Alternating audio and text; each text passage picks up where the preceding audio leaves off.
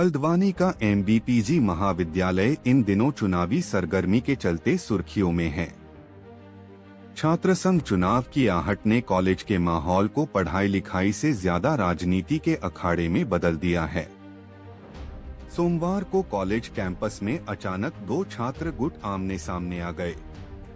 पहले तो नारेबाजी और तनातनी हुई, लेकिन देखते ही देखते मामला बढ़कर हाथापाई और धक्का मुक्की तक पहुंच गया।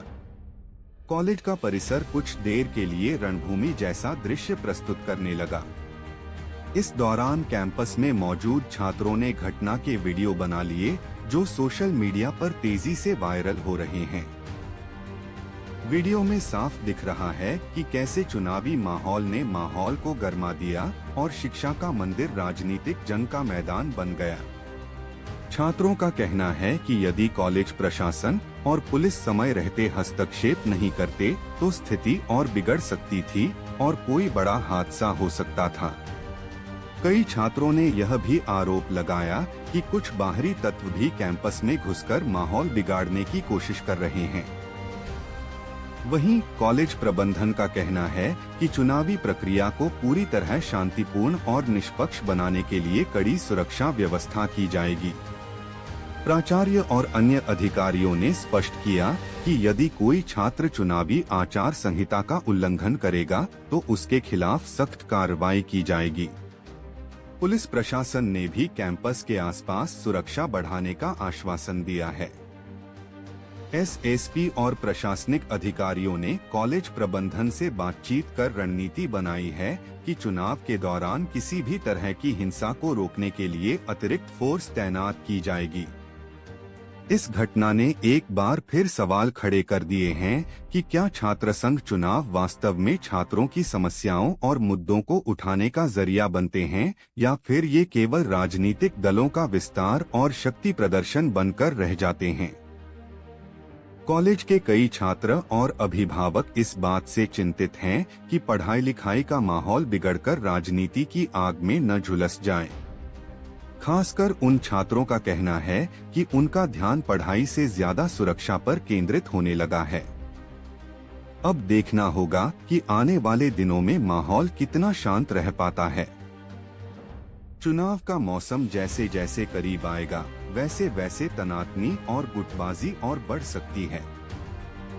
प्रशासन और कॉलेज प्रबंधन के लिए यह बड़ी चुनौती होगी कि वे शिक्षा के इस मंदिर में अनुशासन और शांति कायम रख सकें। कॉलेज में मैं अभिषेक गोस्वामी के कन्वेंसी करने गया था, अपने एडमिशन का भी पता करने गया था। मैं सामने से कमलपुरा की रैली आ रही थी। उसमें कमलपुरा की रैली में 100 से 150 लोग थे। कमलपुरा की रैली में 100 से 150 लोग थे। उसमें शिवम बिष्ट, संतोष बिष्ट और मंजू भंडारी ने धक्का मुक्की करी, अपनी तरफ को खींचने की कोशिश करी कि हम यहाँ को आओ। जहाँ उन्होंने मुझे खींचा तो मेरी शर्ट भी फटी। उसके बाद मेरे को, मेरे साथ वाले को भी मारा है। एक धीरे, उसका नाम धीरज बिष्ट है, उसको भी मारा है। उसकी जितनी चोट नहीं आई है जितनी चोट मेरी आई है। उसके बाद उन लोगों ने मेरे को मारा, लात घुसों से पाँव से मारा। मेरे पाँव में नहीं लगी है, खून चोट लगी है मेरे पाँव में। उसके बाद मैं दौड़ा ऑफिस के अंदर, MBPG कॉलेज के ऑफिस के अंदर मैं दौड़ा। उसके अंदर भी ये लोग आए, 3-4 लोग ये भी उसके अंदर आए। पुलिस प्रशासन भी आई। पुलिस प्रशासन ने उन्हें छुड़ाने की कोशिश नहीं करी। जब मेरे को ज़्यादा उन्होंने टेबल कुर्सी से मारा, जब मेरे ऊपर टेबल कुर्सी गिरी तब पुलिस प्रशासन ने छुड़ाने की कोशिश करी। सिर्फ पुलिस प्रशासन ने छुड़ाने की कोशिश करी। मेरा नाम अभिषेक गोस्वामी है। मैं इस बार विद्यार्थी परिषद का अध्यक्ष का दावेदार हूँ।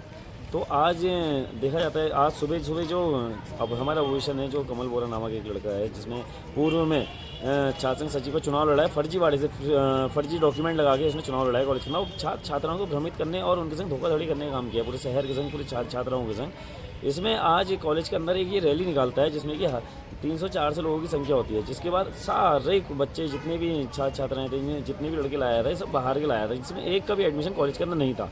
इसके बाद हमारे जो बच्चे थे ABP का पटका पहन के, हमारा नगर मंत्री धीरज सिंह बिष्ट, हमारे जो बच्चे थे, हमारी लड़कियां थी, हमारी बहनें थी, तो हम लोग शांतिपूर्वक कन्वेंसिंग कर रहे थे सब बच्चों से मिल के, जाके क्लास में जाके।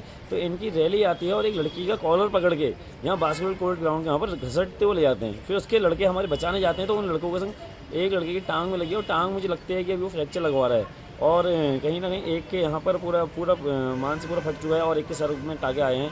तो आप देख सकते हैं कि ऐसा माहौल इन्होंने कॉलेज के अंदर बना दिया। और मैं तो मानता हूँ कि कॉलेज जो MBPG कॉलेज है, ये शिक्षा का मंदिर है। यहाँ पर सिर्फ 2 चीज़ों की जगह है, एक पेन और कॉपी की। उसके अलावा मैं नहीं मानता हूँ कि इस कॉलेज के अंदर कोई भी जगह है। आप इस थाने में गए थे, क्या शिकायत किया, क्या आश्वासन मिला थाने? देखिए, हमने चौकी और थाने में गए थे, तो वहाँ पर हमें पुलिस वालों ने आश्वासन दिया कि इन पर सख्त सख्त कार्रवाई की जाएगी।